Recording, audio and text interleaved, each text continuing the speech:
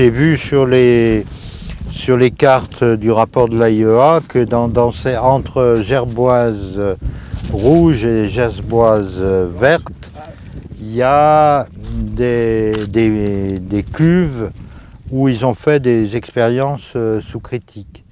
S'il y a la cuve là, c'est probablement dans l'explosion, les boulets sont partis. Oui. Donc c'est là qu'il y a eu un accident officieusement mortel. Il y a des témoins qui disent qu'il y a eu des morts parce que le tir avait fait long feu. Donc ils sont allés voir qu'est-ce qui se passait. Et au moment où ils arrivent là, l'explosion s'est produite. En 1961, j'ai été envoyé en Algérie. J'étais interne en chirurgie à l'époque, j'avais 1 an de pratique comme interne de chirurgie. Puis on m'a désigné pour aller à Regan, où il y avait un poste de chirurgien qui était isolé sur la base de Regan, qui était une grande base militaire. Alors, j'ai été en contact direct avec ces problèmes quand un groupe de soldats qui s'occupait ou qui passe à côté d'une cuve qui contenait du plutonium qui a explosé et qui ont été criblés de petites particules de plutonium.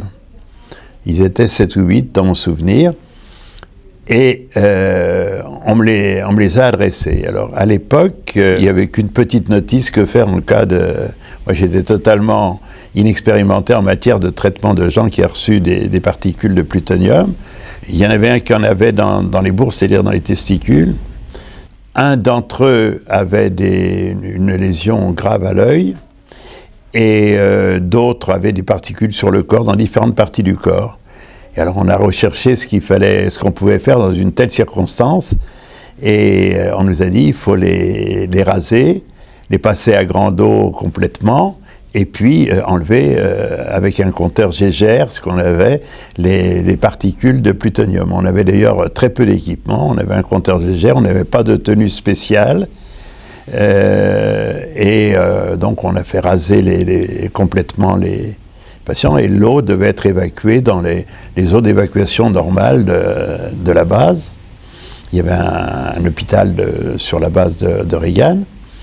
Et puis donc on les a opérés avec les compteurs Geiger, je les ai opérés du moins avec le compteur Geiger, certains ont été endormis, je ne me souviens pas si certains ont été opérés sous anesthésie locale, et il y en avait, donc on passait le compteur Geiger, et tant que ça crachait, on enlevait les parties, les zones du corps qui avaient ces particules, et les particules étaient évacuées avec, je crois, ça j'ai pas de souvenir de ce qu'on en a fait, si elles étaient évacuées avec les eaux d'évacuation. J'ai appris ce jour-là que, en cas de catastrophe atomique, les ressources médicales sont extrêmement limitées.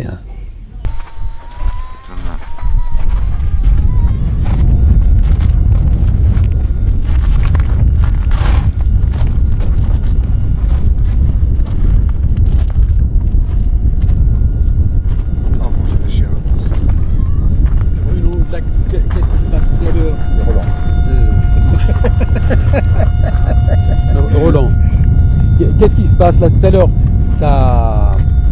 On n'avait pas de sang, donc c'était assez la radioactivité. Et là, ça commence à monter sur ce monticule-là. Comment on peut traduire ça? Eh bien, on était effectivement à l'extérieur à 40, là on est monté à 200, ça veut dire qu'on est à 5 fois la radioactivité naturelle de la région.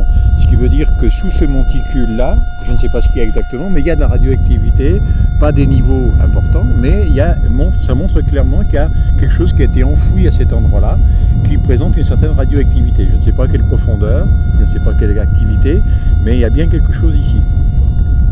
Ici c'est l'environnement du point zéro de la verte, donc on suppose que des matériaux qui ont été radioactifs, qui ont été enfouis ici.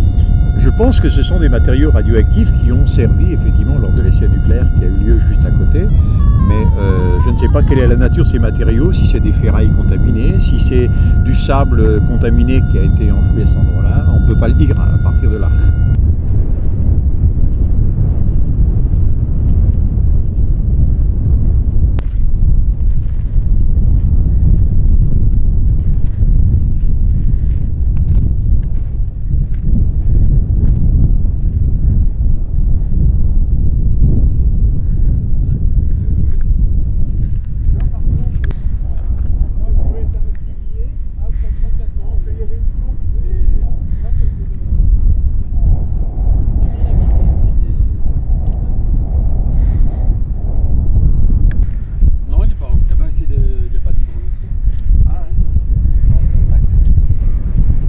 si on prend comme critère le rayon, disons, défini par les Américains de 700 km, on peut dire qu'il y a 2 millions de personnes qui ont été exposées. Alors, sur les 2 millions, combien de personnes qui sont tombées malades, qui sont décédées ou qui ont transmis des perturbations ou des modifications génétiques à leurs enfants, ça c'est difficile à affirmer, il faudrait une évaluation bien sûr. De 56 jusqu'à 75, tous les dossiers médicaux existent en France, puisque des médecins militaires sont passés dans les familles avant et après les expérimentations, donc les explosions, pour évaluer les gens, et même plusieurs fois. Deuxièmement, les médecins, on a la liste des médecins qui sont venus dans le cadre de la coopération, et on a des témoignages de personnes donc, qui ont été hospitalisées, à qui donc, on a fait des prélèvements, et que des dossiers ont été bien établis, qui n'existent pas actuellement, ni à l'hôpital d'Oregon, ni dans les unités sanitaires de la région de Tamanrasset.